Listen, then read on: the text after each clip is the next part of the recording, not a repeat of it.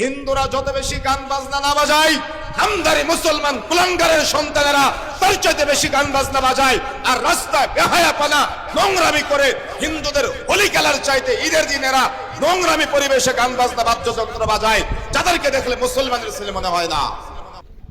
অস্বীকার করতে পারবেন? এরা কি আব্দুল্লাহর সন্তান না? এরা কি আব্দুর রহমানের সন্তান না? এরা কি মসজিদের সভাপতির ছেলে না? এরা কি মসজিদের সেক্রেটারির ছেলে না?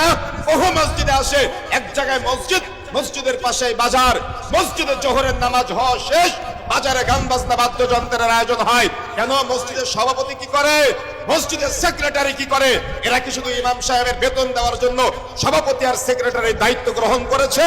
না, এদের ধারণা ভুল। এরা পুরো গ্রামকে নিয়ন্ত্রণ করবে, এই জন্য দায়িত্ব পালন করেছে। কেন? এরা বেঁচে থাকা অবস্থায় মসজিদের পাশেই বাজারে, মসজিদের পাশেই মোড়ের মাথায় গান বাজনা বাদ্যযন্ত্রের আয়োজন হয়। এদের কারোর শরীরে রক্ত নাই, সব পুজে পরিণত হয়েছে। মুসলমানের রক্ত থাকলে এরা এদের মসজিদে জোহরের নামাজের পরেই গান বাজনার অনুমতি দিতে পারতো না। তাই আমাদের সমাজে অস্বীকার করতে পারবেন আপনি?